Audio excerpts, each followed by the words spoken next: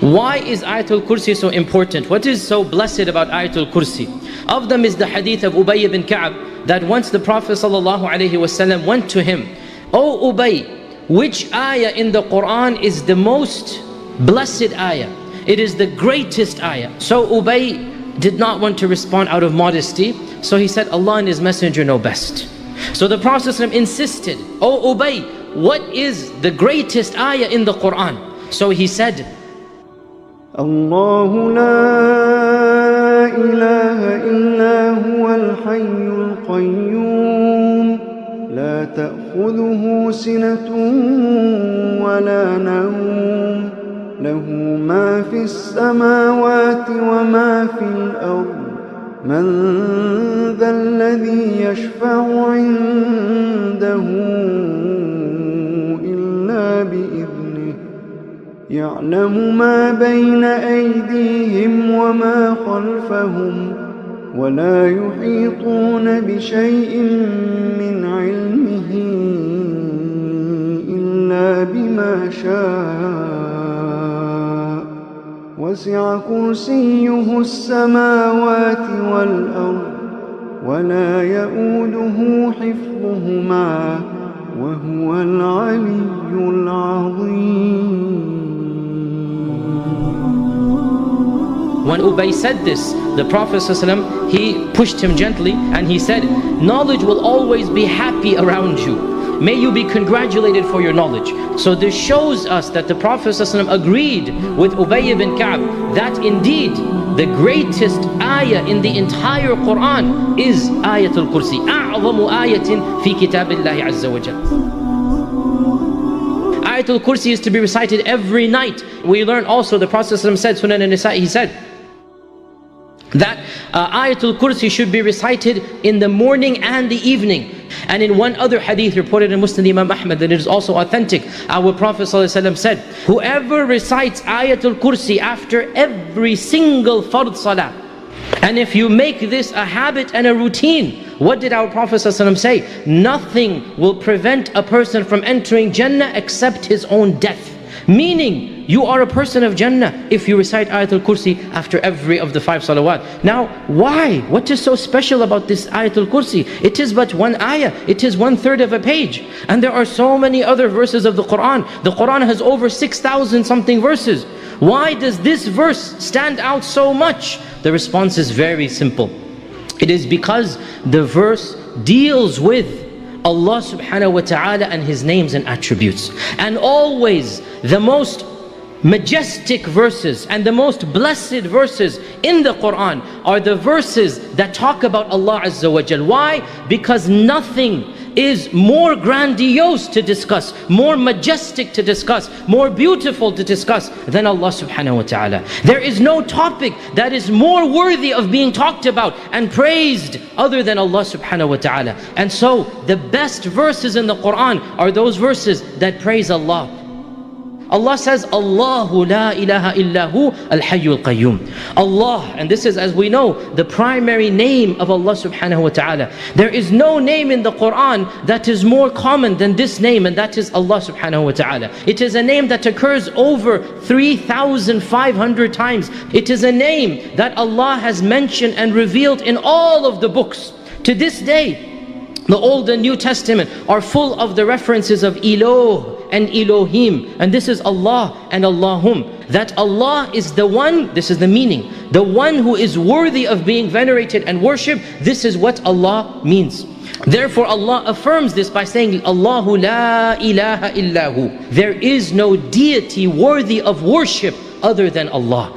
And if you look around you, mankind always submits to beings other than Allah except for the true Muslim. Some people submit to false gods, others submit to their desires, others submit to materialism and money, and they worship money.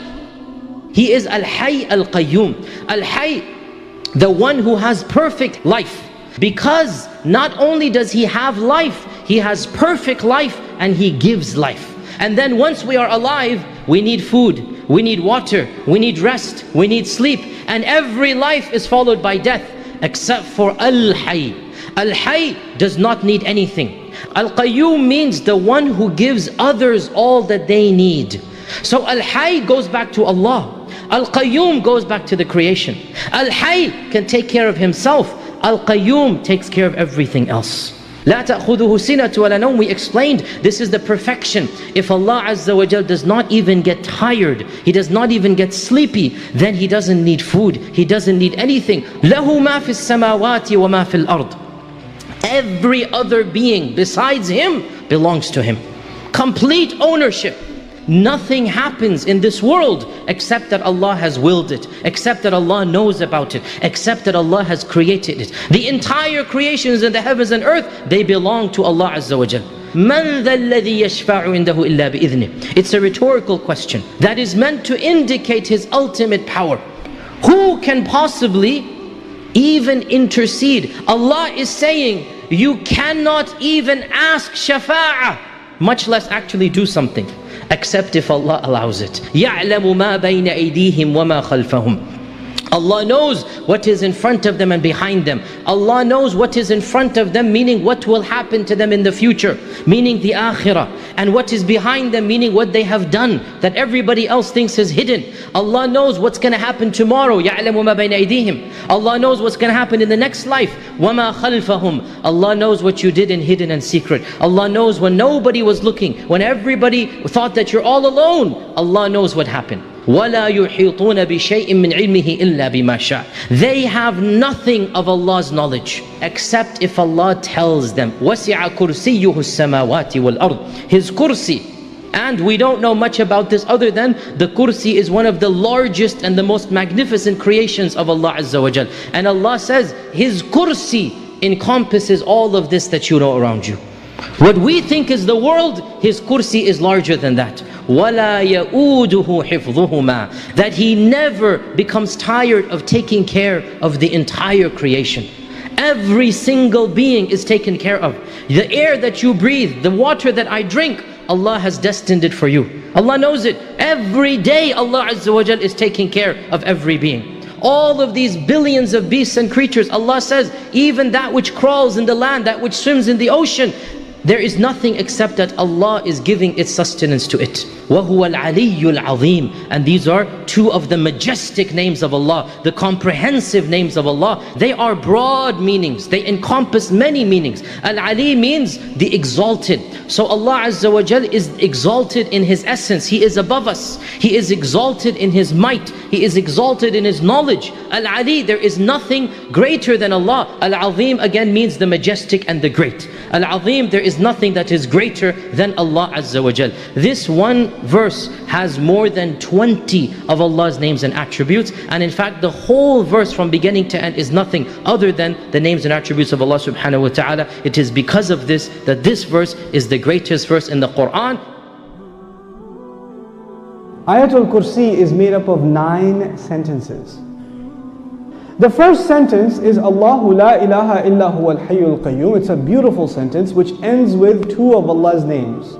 Al-Hayy, Al-Qayyum, the living and the source of all establishment. Everything stands and exists and is maintained because of Allah.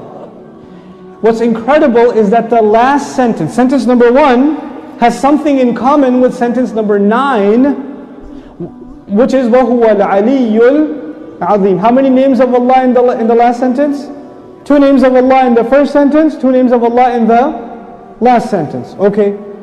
What's the second sentence? لا تأخذه سنة ولا نوم. Drowsiness. Drowsiness happens when you're tired. Your eyes start kind of closing a little bit. You're not sleeping, but you're kind of half sleeping like that guy over there. I'm kidding.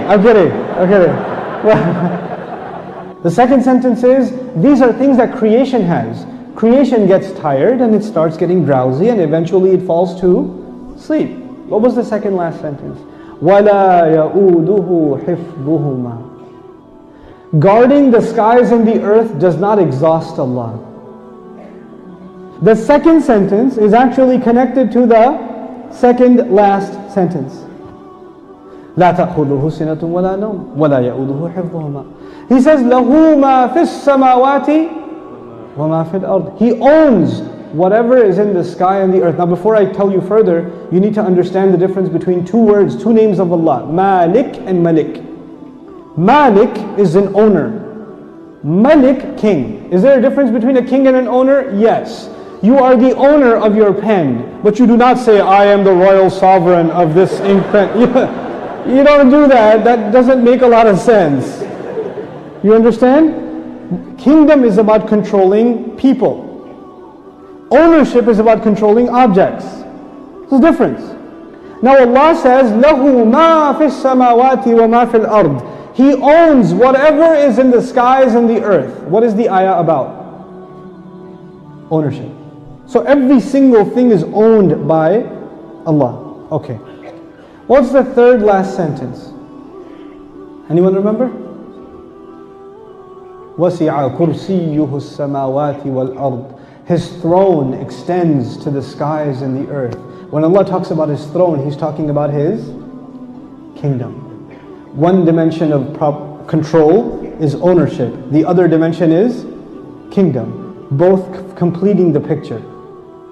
Allah is Malik and He is Malik. The Malik part of Allah's attribute, لَهُ مَا فِي السَّمَاوَاتِ وَمَا فِي الْأَرْضِ. Third sentence. The kingdom of Allah, وَسِعَ كُرْسِيُّهُ السَّمَاوَاتِ وَالْأَرْضِ. What's the fourth sentence? مَنْ ذَا الَّذِي يَشْفَعُ عِنْدَهُ إِلَّا بِإِذْنِهِ. Let's understand this ayah first. Who will come and make shafa'ah with Allah except unless He gives permission? Shafa'ah means you got connections.